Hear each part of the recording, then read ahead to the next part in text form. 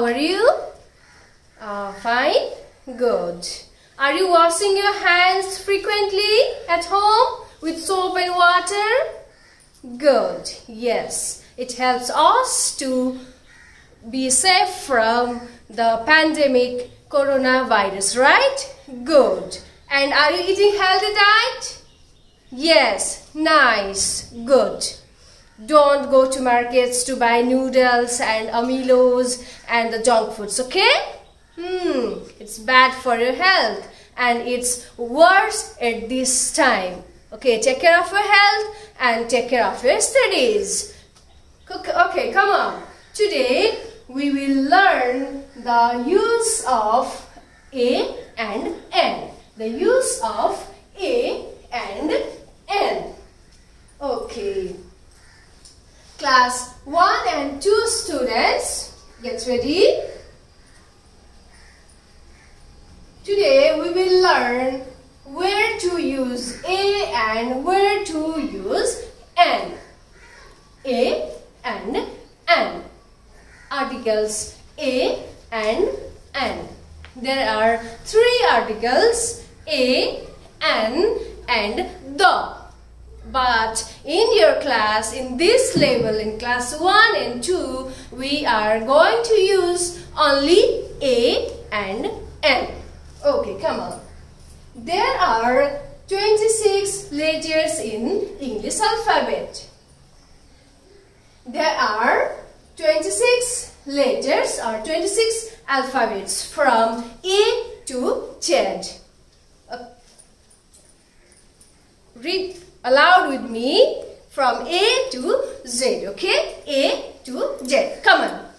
A, B, C, D, E, F, G, H, I, J, K, L, M, N, O, P, Q, R, S, T, U, V, W, X, Y and Z. We often call the letter Z, Z also. Okay?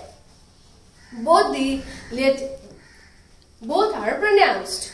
हामीले Z भन्ने गरेको छौं र यसलाई Z पनि भनेको सुनिन्छ. Z पनि भन्ने गरिन्छ. Z-E-V-R-A, zebra, right? Z-E-V-R-A, zebra. Okay. Among these 26 letters of English alphabets, they are divided into 2 parts. Vowel letters and consonant letters. Vowel letters and consonant letters. These 2 types of letters determine the use of A and N. English ma A देखि Z सम्म आउने लेटर्सहरुलाई vowel sound, vowel letters र consonant sound अथवा consonant letters भनेर भाग लगाइएको छ. 26 वटा लेटर्सहरु मध्ये 5 वटा A, E, I, O र U लाई हामी vowels भन्छौं. Vowel letter भन्छौं. Vowel letters भन्छौं. Vowel sound पनि भन्छौं. अहिले तिमीहरु सानो छौ त्यही भएर मैले तिमीहरुलाई vowel sound भन्दिन, vowel letters भन्छु. हस? अब अर्को वर्ष अलि ठुलो क्लासमा गएपछि 4 मा गएपछि 5 मा गएपछि 6 मा गएपछि चाहिँ हामी vowel sounds भनेर पढ्छौं. अहिले हामी साना छौं, कोपिला छौं, त्यसैले हामी अहिले vowel letters भनेर पढ्छौं. भोलि पर्सि कोपिलाबाट फुल भएपछि सानो मान्छेबाट ठुलो मान्छे भएपछि हामी vowel letters लाई फेरि vowel sounds बनाएर पढ्छौं. हस? गुड. फेरि मसँगै भन त. Repeat with me the vowel letters A, E, I, O, U. ध्यान दिएर सुन है. तिमीहरु ध्यान दिएर सुन्यो भने एकैछिनमा बुझ्छौ. एकदमै सजिलो कुरा छ, गाह्रो कुरा छैन. तर ध्यान दिएनौ भने यताउता दिमाग लाग्यो भने अरू कुरा सोचेर बस्यो भने फेरि बुझ्दैनौ, बिग्रिन्छ नि फेरि. बिगार्न हुँदैन. A, E, I, O, U. Vowels. Vowel sounds. Vowel letters.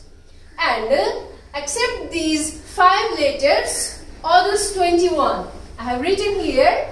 अरु 21 वटा जति लेटर्सहरु छन् तिनीहरुलाई हामी कन्सोनेन्ट लेटर्स भन्छौं. कन्सोनेन्ट साउन्ड भन्छौं. Okay, repeat the consonants with me. एकचोटी यो कन्सोनेन्ट साउन्ड पनि मसँगै भनस्. B, C, D, F, G, H, J, K, L, M, N, P, Q, R, S, T, U, V,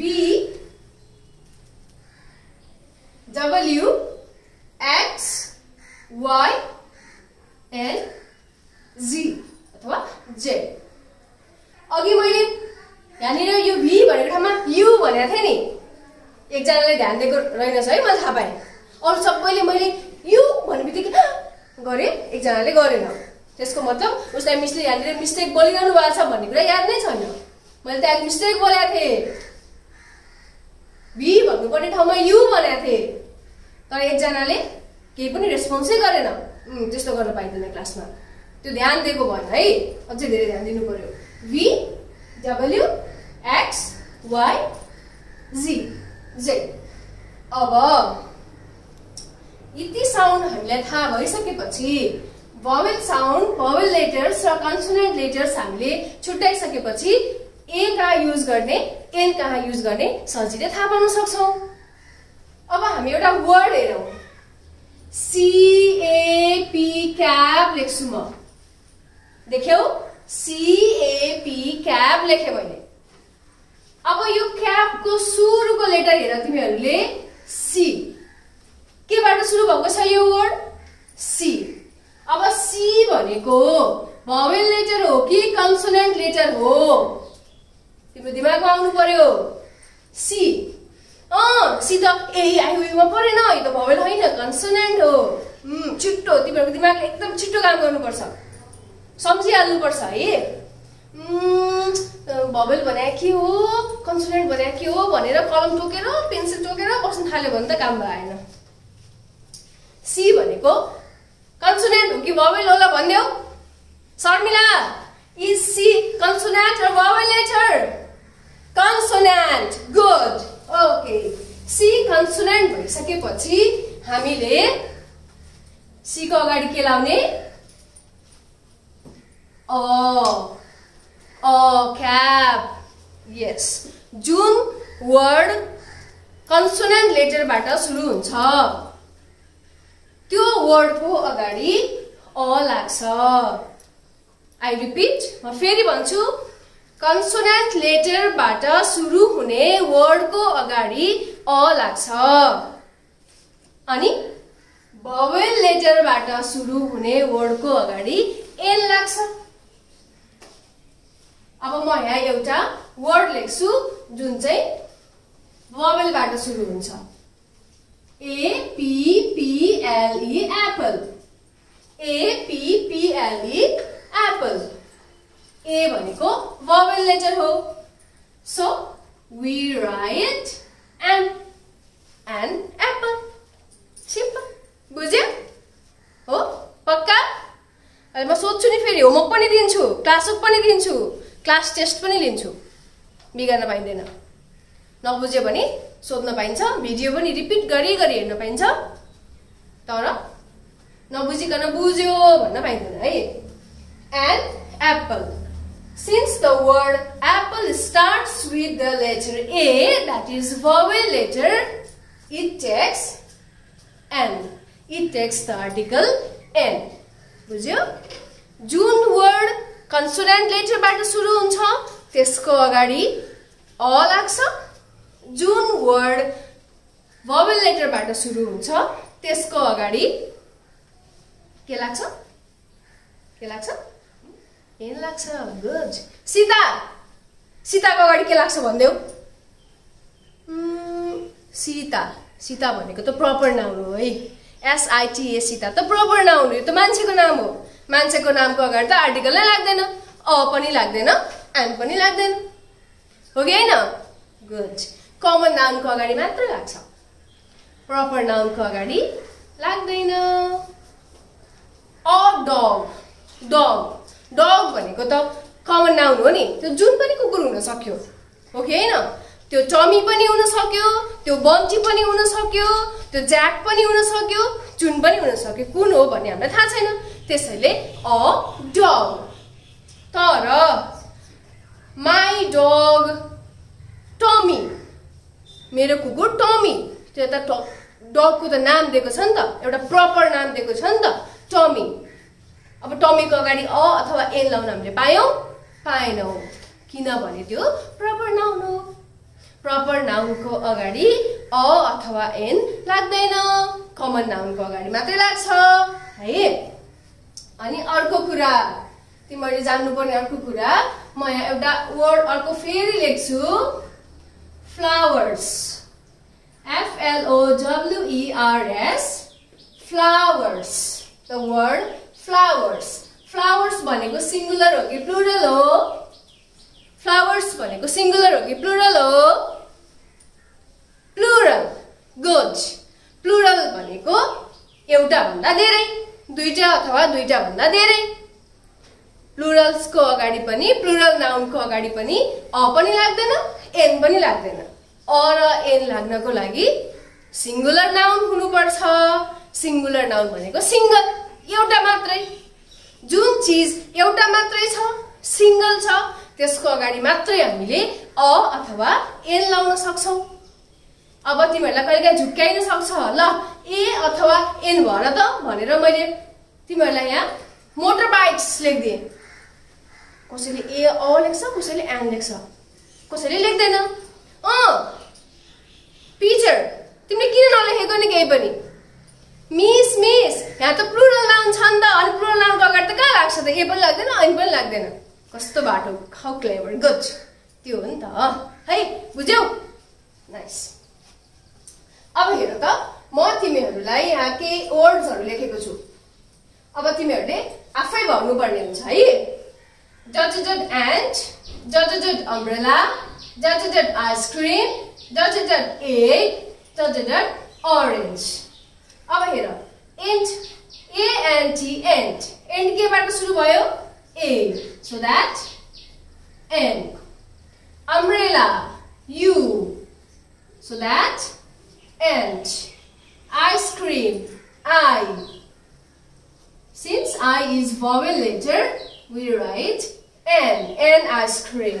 And then egg, easy, egg.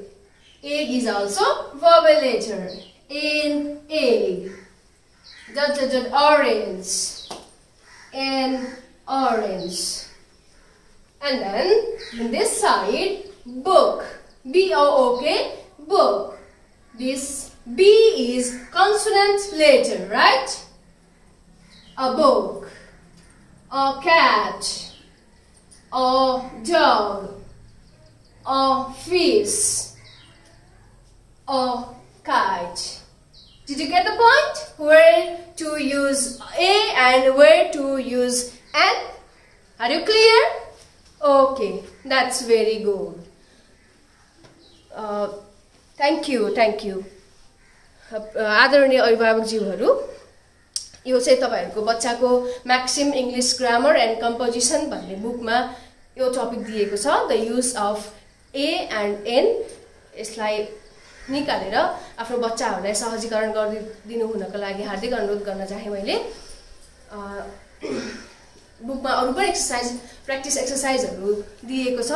त्यो एक्सरसाइजहरू सबै बच्चाहरूलाई यो video हेरिसकेपछि उनीहरूले a र an कहाँ युज गर्ने र कसरी युज गर्ने भन्ने कन्सेप्ट क्लियर भइसकेपछि उनीहरूलाई त्यो सबै कम्प्लिट गर्न लगाउनु होला र पछि फेरि स्कुल खुलिसकेपछि हामी यसलाई दोहोऱ्याउने नै छौं। तपाईहरुको साथ र सहयोगको लागि धन्यवाद।